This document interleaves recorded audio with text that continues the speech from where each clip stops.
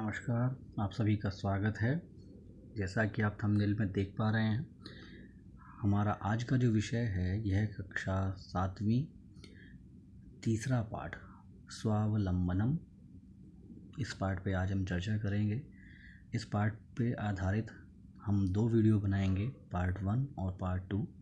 Part 1 में हम इसके सरलार्थ पे ध्यान देंगे, अनुवाद पे ध्यान देंगे और जो महत्वपूर्ण शब्द हैं या महत्वपूर्ण टॉपिक जो इसके अंदर डिस्कस कर रखा है हम उस पर ध्यान देंगे।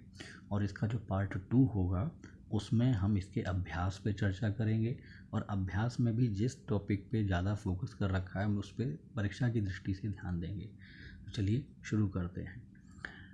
आज का जो ये विषय है, इसे शुरू करने से पहले हम एक चीज़ ध्यान रखते हैं कि इस पूरे पाठ में संख्यावाची शब्दाः, तत्, एतत्, शब्दौ च, इन सभी का बड़ा ही इसमें प्रयोग होने वाला है। तो हमें इन पे थोड़ा सा ध्यान देना है। जहाँ भी ये आएंगे हमें इस पर थोड़ा सा फोकस रखना है। चलिए शुरू करते हैं अपने पाठ को। कृष्णमूर्ति श्रीकंठश्च मित्रे आतताम। कृष्णमूर्ति और श्रीकंठ च लगा रखा है तो और आ जाएगा। कृष्णमूर्ति और श्रीकंठ मित्र थे। श्रीकंठ से पिता समृद्ध आसीत। श्रीकंठ के पिता समृद्ध आसीत यानी धनी थे। अतः तस्य भवने सर्वविधि विधानि सुख साधनानि आसन। अतः इसलिए तस्य भवने उसके भवन में सर्वविधानि सभी प्रकार के सुख साधनानि आसन सुख के साधन थे। तस्मिन् विशाले भवने 40 स्तंभा आसन। उसके विशाल भवन में 40 स्तंभा आसन खंबे थे। तस्य 18 प्रकोष्ठेषु 50 गवाक्षाः। उसके 18 प्रकोष्ठेषु कमरों में 50 गवाक्षाः खिड़कियाँ।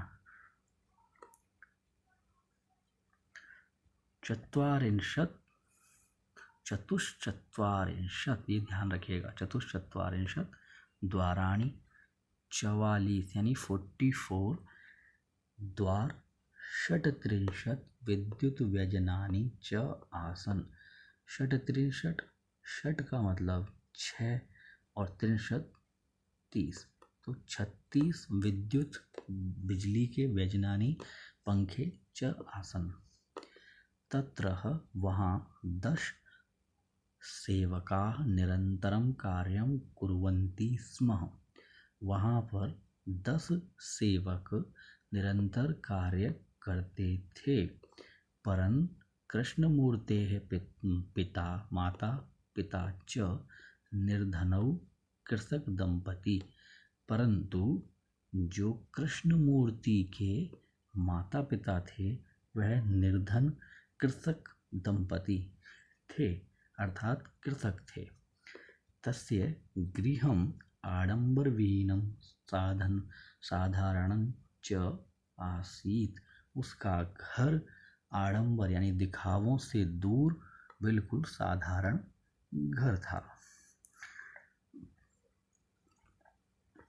आगे पढ़ते हैं। एकदा श्रीकंठः तेन सह प्रातः 9 तस्य गृहम् आगच्छत्। एक बार श्रीकंठ, एकदा का मतलब एक बार, श्रीकंठ उसके साथ सुबह 9 बजे उसके घर आ गया। तस्य तत्र कृष्णमूर्तिः तस्य माता पिता च स्वशक्त्या श्रीकंठस्य आतिथ्यम् अकुर्वन्। वहाँ कृष्णमूर्ति के माता पिता ने अपनी शक्ति के अनुसार, अपने सामर्थ्य के अनुसार श्रीकंठ का आतिथ्य सत्कार किया। एतद् दृष्ट्वा श्रीकंठः अकथयत्। यह देख करके श्रीकंठ कहने लगा, मित्रम अहम भवतां सत्कारेण संतुष्टो अस्मि। मैं आपके सत्कार से संतुष्ट हूँ। केवलम इदमेव मम दुःखम यत् तव गृहे एकोऽपि भृत्य नास्ति। पर केवल इस बात को लेकर के इसलिए मैं दुखी हूँ कि यत् का मतलब कि तब गृहे आपके घर में एक भी भृत्य नास्ति, एक भी सेवक नहीं है। मम सत्काराय भवताम बहु कष्टम जातम, मेरे सत्कार करने के लिए आपको बहुत कष्ट हुआ। मम गृहे तु बहवः कर्मकाराः सन्ति, मेरे घर में तो बहुत सारे कर्मचारी हैं। ततः कृष्णमूर्ति अवदत्, तब कृष्णमूर्ति ने कहा, मित्रम ममापि अष्टौ कर्मकाराः सन्ति, मेरे भी 8 कर्मचारी हैं। ते च, और वे हैं, द्वौ पादौ द्वौ हस्तौ द्वे नेत्रे, 2 पादौ मतलब पैर, हस्तौ 2 हस्त यानी 2 हाथ, द्वे नेत्रे 2 आँख। आगे है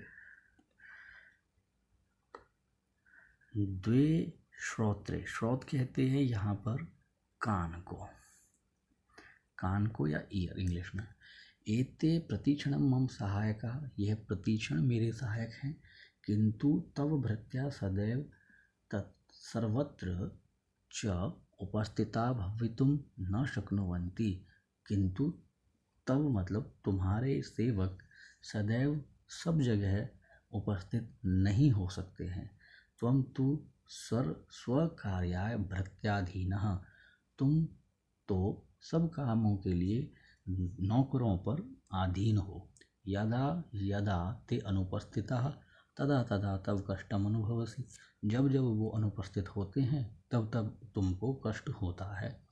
स्वावलंबने तु सर्वदा सुखमेव न कदापि कष्टम भवति, स्वावलंबन में तो हमेशा सुख रहता है और कभी भी दुख नहीं रहता, कष्ट नहीं होता। श्रीकंठ अवदत्, श्रीकंठ ने कहा, मित्रः तव वचनानि श्रुत्वा मम मनसि महती प्रसन्नता जाता, तुम्हारे वचन सुनकर के मेरे मन में बहुत प्रसन्नता हुई है। अधुना अहमपि स्वकार्याणि स्वयमेव कर्तुम इच्छामि, अब मैं भी अपने कार्यों को स्वयं ही करने की इच्छा करता हूँ। भवतु 12:30 वादनम इदम, अब सार्ध मतलब आधा, द्वादश मतलब 12, मतलब 12:30 हो गए हैं।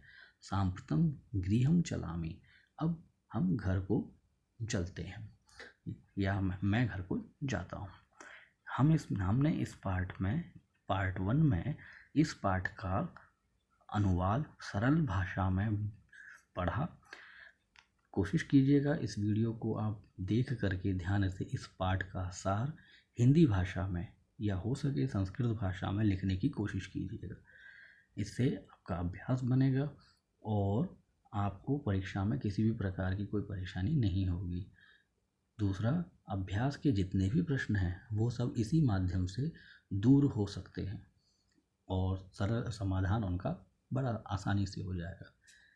यह वीडियो अगर आपको अच्छी लगी है प्लीज़ हमारे चैनल को सब्सक्राइब करें, लाइक करें, शेयर करें। इस वीडियो को देखने के लिए